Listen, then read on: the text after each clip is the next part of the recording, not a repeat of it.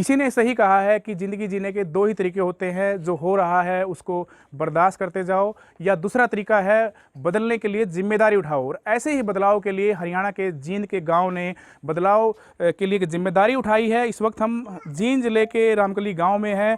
ये जो आप भीड़ देख रहे हैं, ये गांव में अभी कोई वोट मांगने के लिए या फिर कैंपेनिंग के लिए इकट्ठा नहीं हुई है।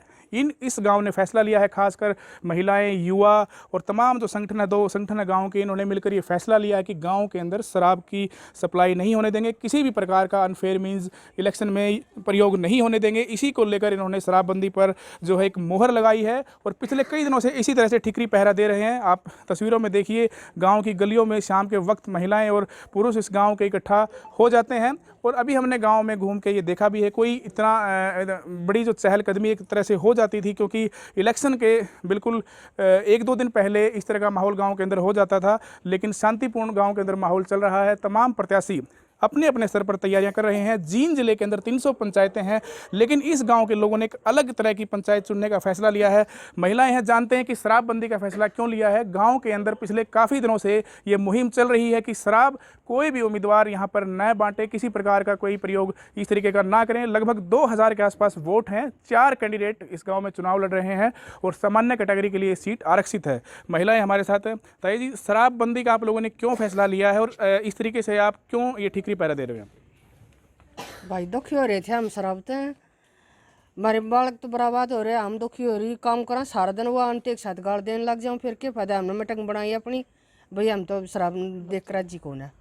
अच्छा, पिछले चुनाव में भी आपने देखा हो किस तरह का माहौल होता था जब उम्मीदवार खड़े होते थे, सरपंच का चुनाव होता था, क्योंकि बड़ा टाइट एक मुकाबला होता हो रहा था। जब शराब का कति गदर हो रहा था, और आदमी पिए फिर जाओ, हम हांडी जाओ दुखी होती काम में, और काम भी करा और बालका ने भी रखा और सारे काम करा, फिर दुखी हो रहे, और फिर उनकी मार भी खानी पड़ जाती। तो अब कैसा आप लोगों को महसूस हो रहा है कि जब गांव के अंदर शराब की सप्लाई नहीं हो रही है, अब महिलाएं और पुरुषों के साथ जो है गलियों में खड़े होकर पहरा देती हैं, क्या बदलाव देख पा रहे हैं और कैसा महसूस आप लोग कर पा रहे हैं? जी बहुत अच्छा महसूस हो रहा है ना, घर में झगड़ा हो रहा है, घर में शांति हो रही है बहुत अच्छे से। और मतलब महिलाएं शाम के वक्त खाना बनाने के बाद चूल्हे चौके से लेकर मोर्चे तक, ये मोर्चा भी इन्होंने संभाला हुआ है। महिलाएं जो हैं शाम के वक्त यहाँ पर आ जाती हैं। ताई जी, कुछ कहना चाह रहे हैं? देंगे भाई। क्यों शराब पर आपने क्यों पाबंदी लगाई है कि कोई उम्मीदवार शराब का प्रयोग ना करे, कोई किसी तरीके गलत तरीके का प्रयोग इलेक्शन में ना करे, और आप लोग कैसा उम्मीदवार चाहते हैं और क्या आप लोगों ने गांव में या लठ लेकर क्यों खड़े हुए, क्यों एक पेट्रोलिंग कर रहे हैं इस तरीके से, क्या आप लोगों ने फैसला लिया हुआ है? हम भाई दारू नहीं गाँव में आनी चाहिए, ये फैसला जब वहाँ और हमारे बालका ने हमने सारा ने मिलकर ने और हमने आवाज़ उठाई है। हम तो हर गाँव की नहीं सोचा, हाँ बालक बच्चे सब आवाज़ उठाओ, और किसी भी गाँव में ठेका नहीं होना चाहिए। मैं रोज तो आदमी मरे थे और रोज हमारा पैसा खत्म होता। बिल्कुल एक बड़ा बदलाव है। मतलब बहुत झगड़े हुए थे जी, गाली गलोच हुए थे, आपस में घर में भी बहुत झगड़ा हुआ था। तो इसलिए हमने ये आवाज़ उठाई है कि भाई दारू के हम बिल्कुल खिलाफ हैं और अपने गांव में दारू नहीं आने देंगे। और हम यही उम्मीद करते हैं कि और बाकी गाँव में भी दारू ना हो। और बहुत इलेक्शन के टाइम पर बहुत अच्छा माहौल बना हुआ है, नहीं तो इस टाइम पर तो बहुत गदर मच जाया करता। लेकिन पिछले 4-5 साल से हमारे गांव में दारू बहुत कम, ठेका है नहीं, बंद है। इसलिए हम 9-10 बजे लग तो औरत करा रखवाड़ी, उसके बाद हमारे आदमी बालक बच्चे करे हैं।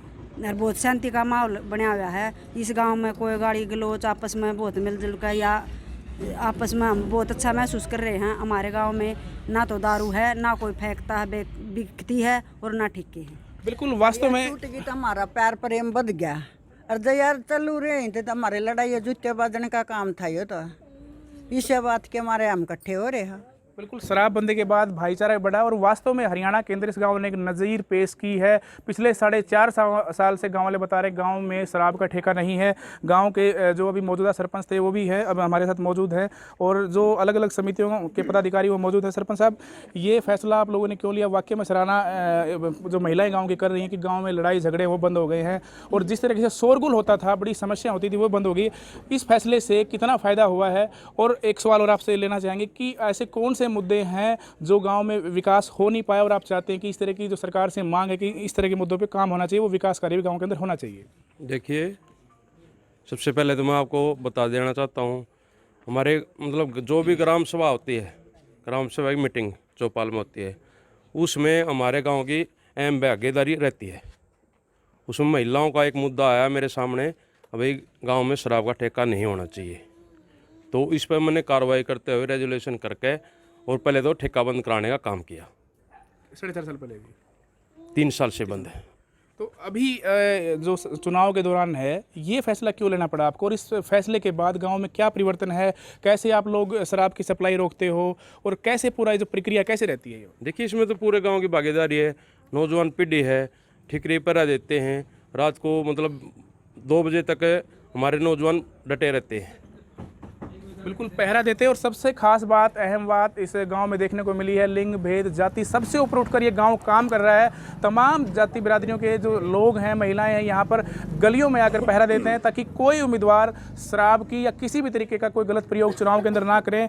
अंबेडकर समिति से हमारे साथ मौजूद है सर, क्या आप लोगों ने मिलकर ये फैसला लिया है, और इस फैसले के बाद क्या परिवर्तन गाँव के अंदर जो बदलाव आप लोग देख पा रहे हैं?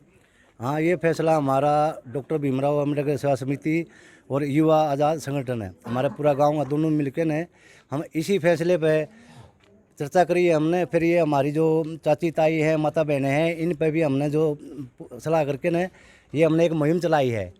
हम इसी रात को, जैसे हमारे 10 वार्ड हैं, 10 वार्ड में हमने प्रत्येक वार्ड में पाँच हमारे जो साथी भाई हैं उनको बंटवारा कर रखा है। तो उसमें पूरी रात हम गए वहाँ देखभाल रखा। फिर शाम का टाइम रोटी रोटी बना के ना, जैसे हमारी चाची ताई हैं, माता बहनें हैं, वो भी यार 2-3 घंटे ऐसे की मुन चलाती हैं गांव में प्रत्येक गली में, कि भाई ऐसा कोई मैंने ऐसा ना है तू जो शराब पी के आता है या कोई बाइक पे लेके जाता है। तो आज की उसमें हमारे इस प्रक्रिया से हमारे गाँव में बड़ी सुख शांति है। सुख शांति हमारे सभी गाँव महसूस करता है। बिल्कुल, शराबबंदी के वास्तव में हमने गांव में घूमकर देखा भी है, शांति का माहौल है और एक अच्छी जो कैंपेनिंग का प्रचार है वो गांव वाले कर रहे हैं। अच्छा जी, गांव में अब क्या आप लोग चाहते हो कि किस तरह के मुद्दे हैं कि उन पर काम होना चाहिए, और इसके बाद जो आप सभी संगठन वाले मिलकर कर रहे हो, क्या इनके नतीजे आप लोग देख पा रहे हो? पिछले काफ़ी समय से आप लोग इस काम में लगे हुए हो, तमाम जो नुक्कड़ हैं, जो कॉर्नर हैं, आप लोग पहरेदारी करते हो, क्या बदलाव देख पा रहे हो? जी, 2019 के अंदर आज़ाद युवा सोसाइटी के संगठन का जो उदय हुआ था वो इन्हीं मुद्दों को लेकर हुआ था कि समाज में भाईचारा बना रहे। सामाजिक मुद्दों को लेकर आज़ाद युवा सोसाइटी का उदय हुआ था। आज़ाद युवा सोसाइटी ने देखा कि गांव के अंदर क्या क्या समस्याएं हैं, किन किन चीज़ों से लोग परेशान हैं, और जो शराब की जो समस्या थी वो मेन समस्या थी गांव के अंदर, क्योंकि नशा किसी के लिए भी अच्छा नहीं है। युवा पीढ़ी बर्बाद होती है, नशे के कारण कैंसर जैसी समस्या होती है, नशे के कारण मानसिक संतुलन बच्चों का बिगड़ जाता है। माँ बाप सभी तंग रहते हैं कि हर युवा का माँ बाप जो होता है यही सोचता है कि मेरा बच्चा शराब का सेवन ना करे, किसी भी मादक पदार्थ का सेवन ना करे, ताकि हमारे आने वाली पीढ़ी सुधर सके, वो शिक्षा की तरफ अग्रसर हो, और सभी को अच्छी शिक्षा, अगर शराब नहीं पीते हैं तो शिक्षा की तरफ अग्रसर रहकर वह अच्छी शिक्षा प्राप्त कर सकते हैं, और सभी को समाज के अंदर अच्छे व्यक्तियों का ही जो है समन्वय स्थापित होगा, और 36 बिरादरी का जो इसके अंदर है भाईचारा बना रहेगा, ताकि कोई आपस में शराब पी कर किसी को परेशान ना करे, किसी को गाली गलौच न करे, आपसी भाईचारा खराब न हो। तो इसमें गांव के सभी बिरादरी के लोग लगे हुए हैं इसमें? हाँ, सब बिरादरी के लगे हुए हैं जी, इसमें जो भी हैं सब बिरादरी के लगे हुए हैं। और जो ये बच्चे लग रहे हैं, हम जो बुजुर्गवार हैं, हम तो इकट्ठे होके इनके ऊपर ध्यान दें, कोई गाली गलौच ना कर ले कोई। अच्छा, हम इसके सहयोगी हैं इनके। एक सवाल आपसे है, ठीक है आप लोग बदलाव के लिए काम कर रहे हैं, लेकिन गांव के अंदर आप क्या चाहते हैं? सरकार से क्या मांग है कि इतना बड़ा बदलाव, इतने बड़े परिवर्तन के लिए आप लोगों ने एक तरह से नींव रख दी है यहाँ पर, क्या गाँव के मुद्दे हैं उन पर काम होना चाहिए? सरकार से क्या उम्मीद है? हाँ, सरकार से तो हम प्रशासन से यही उम्मीद करेंगे, सबसे पहले तो ठेका नहीं हो, कोई कितना भी वो क्यों ना हो जाओ। उसके बाद जैसे हमारी कुछ एक गलियाँ रह रही है, हमारे ये स्टेडियम हैं, जैसे बच्चे स्कूल से पढ़ के आते हैं, अगर 2 घंटे मतलब फ्री रहते हैं तो स्टेडियम खेलने के लिए वो बच्चों के लिए प्रशासन से हम यही मांग करते हैं। तो सरपंच साहब कुछ कहना चाह रहे थे, आपको क्या लगता है कि गाँव के ऐसे मुद्दे हैं, सरकार उन पर ध्यान दे? खुशी की बात तो मेरे लिए ये है कि जो मेरे गाँव ने पहल की थी वो हम सफल हैं, और उससे कुछ जिले आगे आए हैं, उससे मतलब सीख के। तो हम ये चाहते हैं भाई आगे कोई जो भाई आएगा जिस पर गांव का आशीर्वाद रहेगा, वो इसको मुहिम को चलाए रखे। बिल्कुल ये मुहिम गांव वाले जारी रखना चाहते हैं। और सबसे बड़ी बात है, अभी 2 नवंबर को चुनाव होने हैं और पीछे भी जिला परिषद ब्लॉक समिति के चुनाव हुए थे, शांतिपूर्वक चुनाव हुए और गांव वाले ऐसी उम्मीद करते हैं कि 2 नवंबर को ठीक चुनाव हो और गांव के जो मुद्दे हैं सरकार से मांग करते हैं। स्टेडियम की मांग है, स्कूल अपग्रेडेशन की मांग है, जो 8वीं तक का स्कूल है उसको भी अपग्रेड किया जाए और अन्य विकास के मुद्दे हैं। सरकार से ये उम्मीद कर रहे हैं कि गाँव की तरफ देखा जाए, क्योंकि वास्तव में एक बहुत बड़ी जो नींव इन्होंने बदलाव की रख दी है गाँव के अंदर। महिलाएँ, पुरुष और युवा सभी जो है बिरादरियों से लोग यहाँ पर इकट्ठे होकर एक बदलाव के लिए निकल पड़े हैं और हरियाणा का शायद पहला एक ऐसा गांव होगा जिन्होंने ये शराबबंदी पर खुद अपने तरीके से मोहर लगाई है और भरपूर तरीके से कोशिश इनकी दिख भी रही है। पूरी रात भर पेट्रोलिंग करके जाकर ये गांव में पहरा देते हैं ताकि कोई किसी तरह का माहौल गांव के अंदर खराब न हो। और हम उम्मीद करते हैं कि आने वाले 2 नवंबर को गाँव के अंदर इस तरह की शांति बनी रहे और गाँव वाले इसी तरीके से इसी रास्ते पर चलते रहे। एक बदलाव के लिए जो इन्होंने नींव रखी है वो भविष्य में इस पर सफल हों। जींद से खबरें अभी तक के लिए विजेंद्र कुमार।